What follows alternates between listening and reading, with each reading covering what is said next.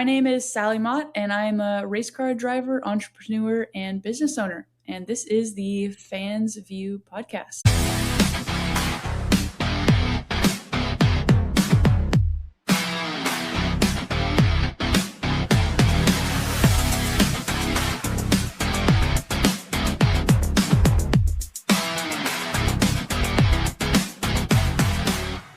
What's going on, everybody? Welcome back to another episode of the Fans View podcast. From karting in Texas to competing on one of the biggest development stages in racing, today's guest journey has been fast, fearless, and very real.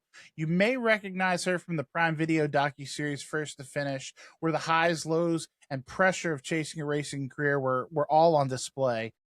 Today, we're diving into her journey, the lessons she's learned in real time, and what's next as she continues to climb that motorsports ladder.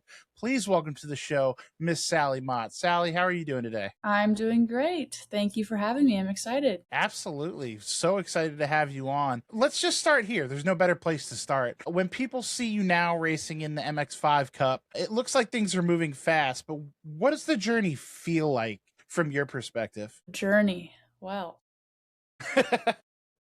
MX-5 Cup is definitely, I'd say totally unbiased, but some of the most competitive racing, sports car racing definitely in the US, very possible in the world. It's just that close, bumper to bumper racing, and it's super intense. And, my first year, which was first to the finish, that was my rookie year, was like drinking from a fire hose every single weekend, just so much information all at once. And like, I literally after every weekend, I wouldn't be like recovered for, I don't know, it took me like 3 or 4 days, like mentally to be like normal again. It was a lot. And to have the camera crew and be interviewed after every session and, go out there and drive as best as I could. So the question that you asked is, how was the experience as a whole? And I think really like from when I started to when I ended, which I'm not doing it this year, makes me really sad.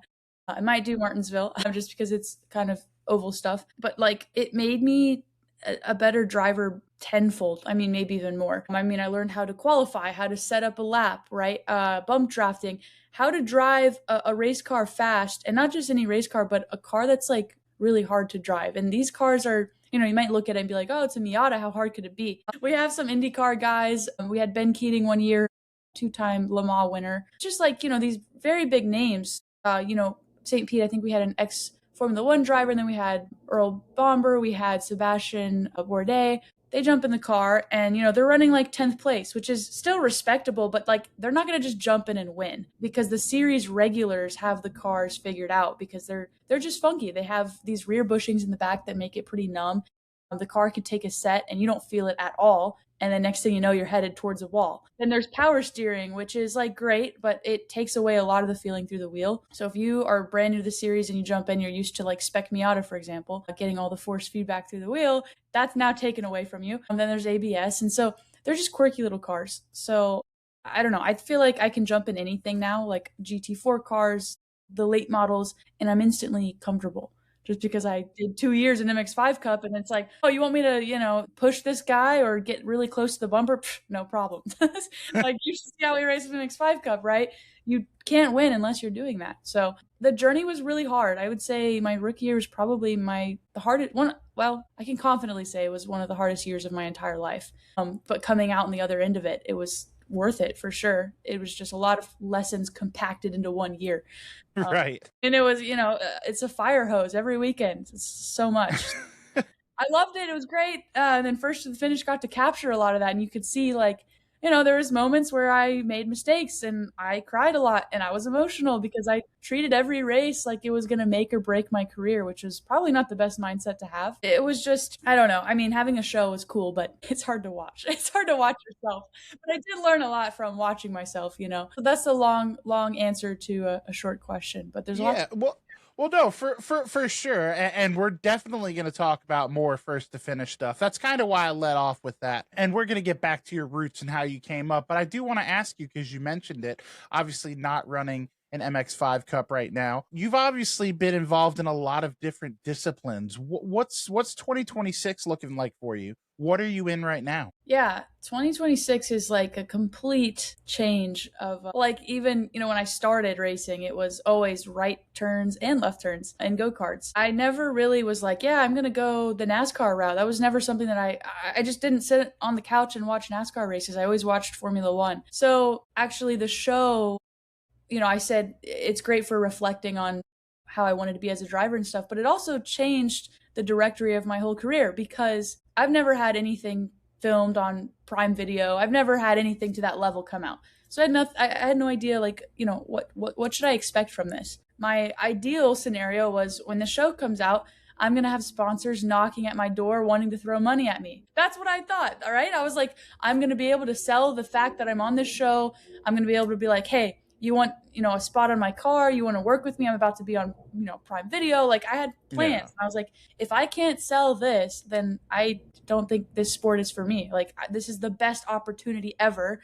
And if I can't make it happen, I just don't know if I'm in the right spot. So fast forward to March. Well, actually, yeah, this time last year, the show came out and I was like, all right, great. It was a great hit. It made it to the homepage. It was number 2 trending in the sports category. It did amazing. We had a lot of social media coverage and my following increased, like all the things, right? All right. the things except for the money. Those things are great, but they don't pay the bills. So I was like, okay, I'm still struggling to find the sponsorship. And unfortunately, I don't come from, a family of billionaires and, people who can fund my racing career. My dad was kind of like, listen, I've helped get you to this point. From now, you have to find the sponsorship to keep yourself in the seat. So, I mean, I appreciate it more and I have to grind and hustle for it. So, with that, I was kind of counting on the show bringing in some more money. And it's hard.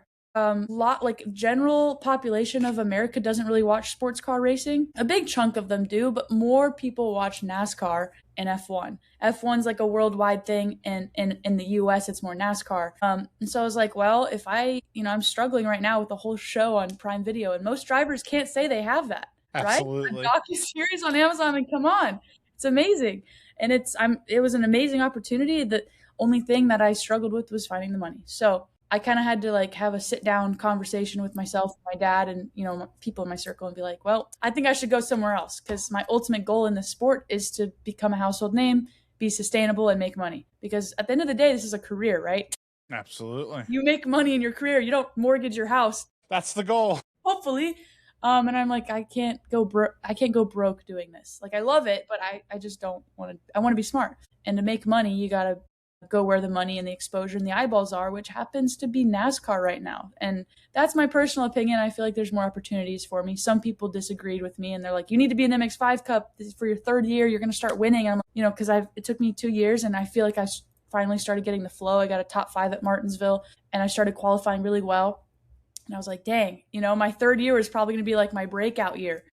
But I needed to take the next step to, further my career in a way that I thought the money would come more easily. And I thought that was NASCAR. So this year I'm doing late models. I'm doing late models at like, Hickory, Tri-County in this area. I just moved my entire life from Texas to Mooresville, North Carolina, because I'm the type of person who's like, I'm going to go all in if I'm going to do something. And it's kind of like I'm the girl with no plan B. So I might as well be in the middle of it all, right? I love it. Yeah. I Like love sink or swim. Sink or swim. I respect my, it. I mean, that's a it Shea takes Holbrook quote. it takes courage to put yourself out there, and it sounds like you have jumped in the deep end with no floaties on. So That's how it feels. take me back to the beginning. What's the earliest memory of being around racing that you have? The earliest memory, probably going to my dad's street course race in a go-kart, watching from the sidelines with my grandparents, trying to wave at him. And he's in the race, right? He's driving. And I kept waving at him every lap and he didn't wave back. And I was like, what the heck? That's so mean. But now I get it. You better be focused on the track. And then I think he won that race and I got to stand on the podium with him. So that was my earliest memory of racing. My dad was just into it. And that's kind of the reason why I'm here. It was just in the household, huh? Yeah. Okay. At what point did it go from, because obviously, like you said, you grew up in a racing household, basically. At what point did it go from, this is fun, to, I might actually be pretty good at this? Yeah, that's a great question. I started like driving when I was 8, kind of at, just fun days. Me and my dad, we'd have days where we'd just hit the track, whatever. He'd let me go run around. He just wouldn't let me drive the wrong line just in case, in case I wanted to go to him and say, "Hey, I want to do this for real. Like, let's go race." Because he wanted a boy, and he was gonna be Fast Freddy, or if it was a girl, Mustang Sally, which he got a girl. And I always joke with him, but he's like, "No, it's the best blessing ever that you ended up being a girl, right?" So I would drive around. I thought it was pretty fun.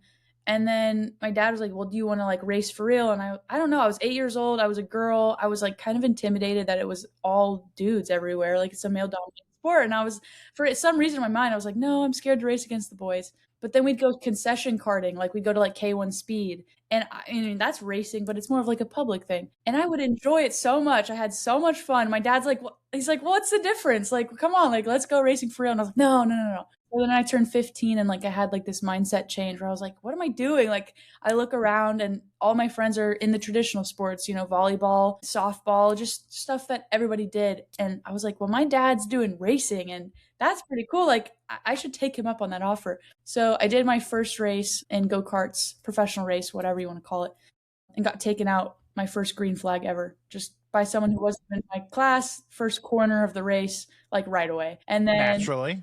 yeah, I know, right? Imagine. And then the first 10 minutes of the car ride home was silent. My dad was like, "Well, like, does she like it? Does she not?" And then I piped up and I was like, "That was pretty fun. We should keep doing that." So fast forward, did that for about, 2 to 3 years. My third year, I'd won a couple championships, broken track records. And I was like, that was the moment for me where I was like, I could really see myself doing this as a career. Like, I enjoy this. I'm having fun. It doesn't feel like work. And at that time, it wasn't work. It was a hobby. But I was Right. like, this is something I could really see myself doing, right? And then from that point, I was like, well, money is a big thing. We got to get sponsors. Sponsors don't really care about go-karting. They don't want to see their logo on a go-kart. It's more in the car stuff. So that's when I moved up to Spec Miata, and that's when like the flip switched of I'm taking this serious and this is work now. And I started building my social media, my branding and all that stuff. And that's when I was like, this is what I want to do with my life, and I need to figure it out. I'm not going to go to college because I'm going to pursue this full time, because it is a full time job. You got to do all the stuff off track, right? 100%. And that's when that was the moment. I was like, I'm all in, no plan B. I love it. Karting teaches the fundamentals, but what did it teach you mentally, maybe, that you still hold on to this day, driving, like you said, spec Miatas and MX-5 and now late models? What have you carried from your karting career? Good question. And I think like the reason why most drivers, if you look at all F1 drivers and most sports car guys, and even some guys in NASCAR, they all start in karting because it's where Yeah. you build the foundation and you learn the fundamentals there, right? I would say, I mean, you could say how to drive a car fast. I mean, that's a basic answer. But then when you get at cars, you have to add on the fact that there's suspension, there's actual like roll. You're learning how to transfer the weight. Whereas a go kart, you don't have that. Then you have the shifting, which you don't have that in a kart. But like, I could say that, which is meh. But I'd say for me, like the biggest thing was probably the racecraft and Hmm. like an overarching thing, the life lessons. Because racing, like a lot of it transfers to life. I don't know. There's so many, like I could spend a whole podcast going over all the life lessons I've learned, especially like doing it with my dad and stuff, but kind of just like the empowering life lesson that I've learned that's probably stuck with me the most is like, if they can do it, you can do it. My dad would always say like, that guy's not Superman. If he can go in there and do all the things and go that fast, you can too. Like you have the mind for it, you physically able to do it, just go out there and do it. And work hard and do all the things you need to do to put yourself in the right places. So aside from racing specific, like the life lessons for sure, and then racing specific, I'd probably say the racecraft, because in karting, it's what I did was 206, which is 4-stroke, so it's slower. It's a momentum base, which is similar to a Miata, but you have to bump draft to be fast, just like MX-5 Cup. So it's like a high speed chess game, as they say, and first to the finish. But like you have to think one step ahead. So, if it's the white flag lap and you're going for first place and you're battling with second place, you got to make sure you defend the right places to set up the right pass and get it done at the end. And I learned a lot of lessons the hard way, where I maybe gave it away on the last lap and got second. And then, my dad got really mad, and it was the whole 2-hour drive home was him yelling at me and me crying. And, like you got to learn. You learn those lessons in karting, so you don't have to learn them the more expensive way in I cars. was, yeah, I was just about to say, when there's a lot of money involved. Yes, Yeah, or, absolutely. hopefully you're going to do this, but, as you make the transition from cars, but you're going to crash. Like, you're going to spin out, you're going to do those things. hopefully you learn it in the lower levels so it's less expensive. And as you move up, you do it less, right? But yeah, I mean, I'd say overall, those are kind of the main things that I've taken. And I think it's important. Like, if you could build the perfect driver from, Max Verstappen started driving when he was 2 years old, right? That as early as possible, I would start always, always, always, always start them in go karting for those reasons. Yeah, absolutely. Hey, you. Yeah, watching this right now. I see you. If you're enjoying what you're watching, I've got one quick favor to ask, and it only takes a second, costs you nothing, and makes a huge difference. If you could go ahead and hit that like button, maybe drop a comment. If you haven't already, make sure you're subscribed. Doesn't seem like much, but for small creators, it's everything. So let's help more people find this channel and keep the content coming. And honestly, I'm pretty sure the podcast will be really grateful. So if you're having fun, you like what you see, make it official, click those buttons, and the Fans View podcast, we'll see you next time. You kind of just touched on it. That transition from karts to cars, is where a lot of drivers get tested. What was the hardest adjustment for you, and how long do you think, did it take for you to get comfortable? Well, when I started taking racing serious, I went and I sold my Kia Forte, which was an automatic, and I bought a spec Miata. Well, not a spec Miata, NC Miata. I think it was a 2001, and no, it was 2011. Sorry. And so I would practice shifting every single day. Right, this is my daily driver. I would practice heel towing at every stoplight, every stop, so that when I got in the car, it felt more natural, because that was one thing you have to learn is how to shift, how to use a clutch, the H pattern, how to downshift properly. So you got to heel toe. And then you have to learn the weight transfer, because now instead of just driving like a chassis, like a go-kart's just a chassis, it's just a plate, right? There's no suspension. So now you've added another layer where you have to deal with suspension as well. For me, the shifting came natural. The heel towing, that I had no problem with that because I drove that every day. And that was part of the plan, is like, get that out of the way so you don't have to learn that. Right, one less thing to worry about. Exactly. Right. And it's like, if you want to be a driver, you do that. Like, there's a lot of drivers who, once they started in cars, they just got a daily driver that was a manual. The biggest issue for me was the weight transfer. Like, I just couldn't figure it out. I couldn't wrap my head around it. For probably 8 races, I spun out. And I started at like a local level. So it was no big deal, right? Like, that was like the ideal place to learn. It was a local track. I don't know, probably 20 guys, older gentlemen drivers who were just, having fun. It was a hobby. So it was a perfect like playground for me to whatever, spin out if I needed to. Like, there's nothing to hit. But of course, my dad and I were taking it seriously. So whenever I did that, it was not good. But it's what I needed to figure out what the heck I was doing. And so then my dad would jump in the car. He'd set a fast lap. I'd jump in, try to beat it. And then we'd take my street car on the track, and my dad would drive it, take me out for like hot laps and be like, this is what it's supposed to feel like, without spinning out. We got to find the limit and the edge. And then after probably 10 weekends, I was like, all right, I kind of have a grasp on it. And then after that, I won the scholarship for MX-5 Cup. And I was like, holy shit, I'm going racing in IMSA. I'm not ready for this. And then they shot a whole TV show. And I was like, that's how little experience I had. I barely just got like, figuring out like how to not spin out, like how to dance on the edge in a car, because it's so much. Here you go, Prime Video right here. Let's change your life overnight. And that's why I was like, I have to treat every race like it's going to make or break my career, because I just felt like I didn't have as much experience as the people I was racing with. So I had to fast forward everything in such a short amount of time. So I worked my ass off. And, when shit went wrong and I took out, say Woody Hyman, right, at Laguna, I was devastated. I was crying and I was like, oh my God, this is terrible. This is going to ruin everything. And I don't know, it kind of lit a fire under my ass to just get there sooner, which is like, some people don't have that because they start so young. They're like, no, I'm good enough. I don't have to work hard. So it's like, if you have a lack of skill, which it's not like I lack of skill, just a lack of experience, but like your work ethic is up here, I feel like you could get to the same place. That was kind of my mentality about it. Yeah, for sure. And you kind of already answered my next question, about how first to finish came to you, obviously through the scholarship and the Mazda program and whatnot. I guess my question, I would put it to you this way. You said it's hard to watch first to finish, looking back and seeing yourself.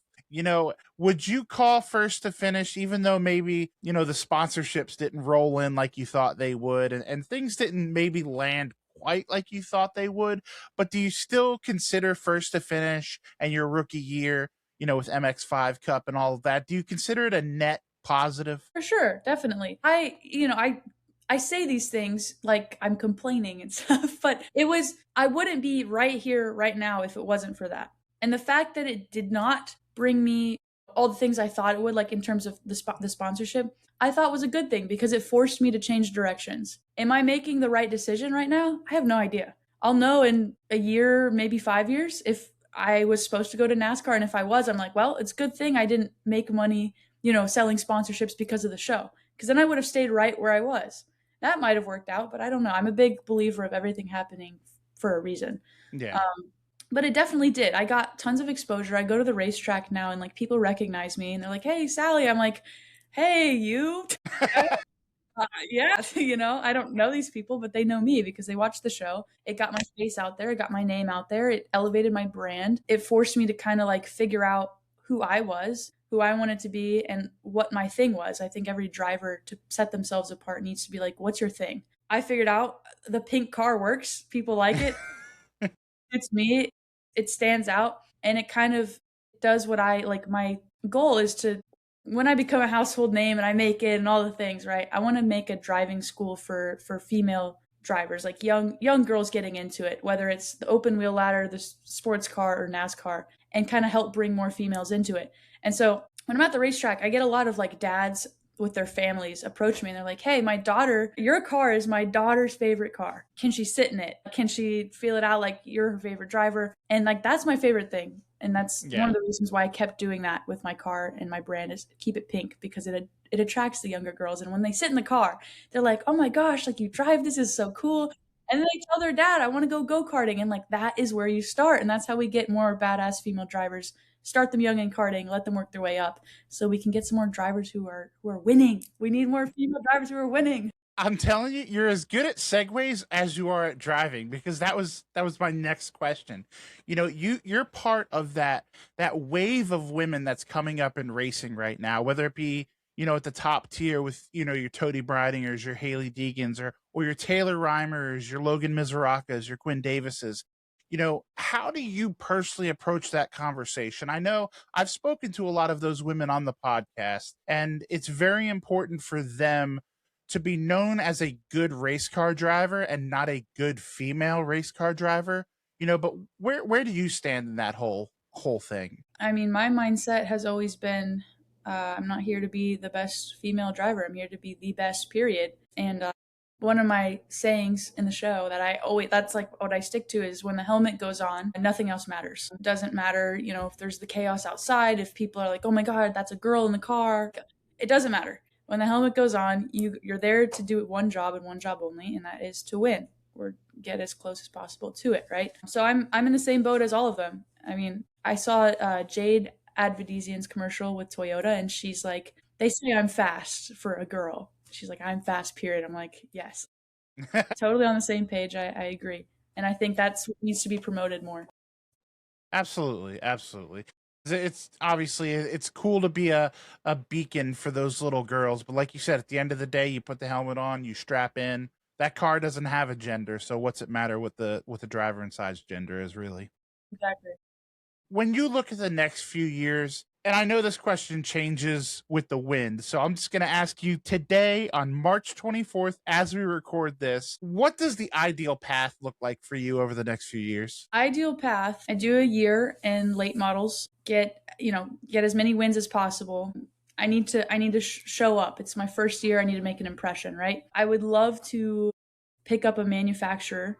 I would, Chevy and Toyota are very, very involved in this area right now. And my biggest thing right now is a sponsorship, right? And I know manufacturers, once they support you, that's a huge win. So get the attention of a manufacturer, have them back me. Either I do 1 or 2 years in late models, then I'd love to work my way up to ARCA and then trucks and then the O'Reilly series and then ultimately be the first female driver to win a cup championship.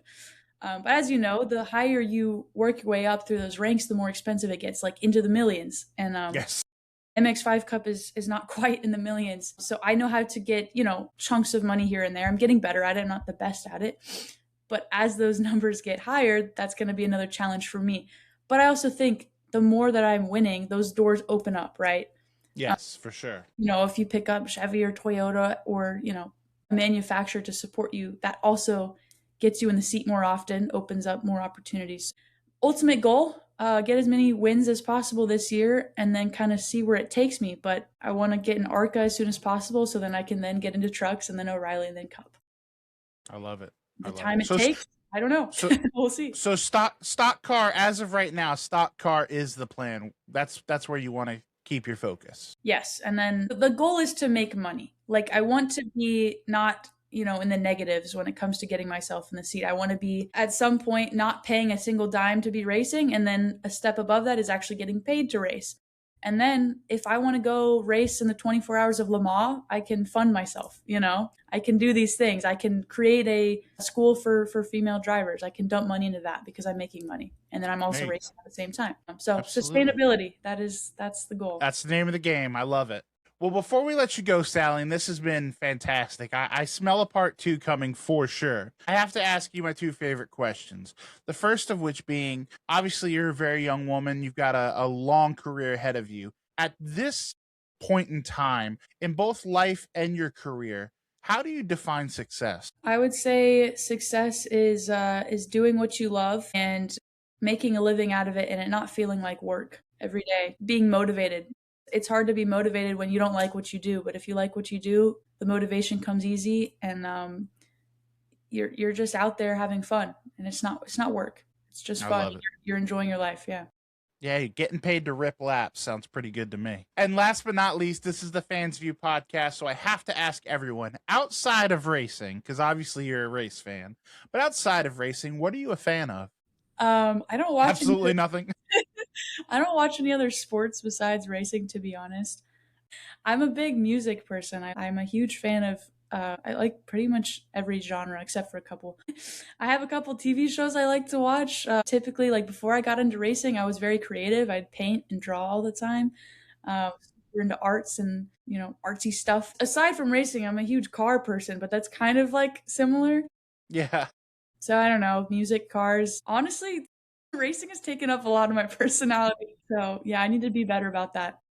Hey, listen, I'm not going to false you for it. It seems to be working out pretty well so far. Well, Sally, let people know where can fans get a hold of you? Where can they reach out to you on social media? And then B, more importantly, let's signal boost this thing. Where can sponsors reach out to you if they want to, slap a logo on that car? Yeah. SallyMottRacing.com. It's where I sell my merch. It's where I post all my stuff. Instagram and Facebook are my main things. I also do LinkedIn. Sally Mott Racing everything. Instagram, Sally Mott, Facebook, Sally Mott Racing on LinkedIn. And then, sponsorship wise, that would be reach out to me, send me an email. All of that is on my website as well. Or give me a text, give me a call. But you can definitely reach me through my website, SallyLaunaMott@gmail.com. That is my email. Happy to have discussions about these things. I don't like to sell just my car because I have so much other assets that I can offer in terms of sponsorship. But that's the gist of it. Those are my handles. I love it. I love it. Well, guys, I mean, if you have the money, go support, Sally monetarily, whether it be through sponsorship, businesses, all that fun stuff. Go buy a t-shirt, go support her that way. If not, head out to Hickory or Tri-County or wherever she might be running late models here this year and go support her that way. And at absolute minimum, go hit the follow button because that's free 99 and it helps everybody. When you're done following Sally, head on over to the Facebook, Instagram, TikTok, all that fun stuff for the YouTube. Oh, and the YouTube channel for the Fans View podcast. Give us some love. People helping people. That's a beautiful thing. And don't forget, guys, most importantly, at the end of the day, call your mom. If you haven't liked or subscribed, you're going to be joking me.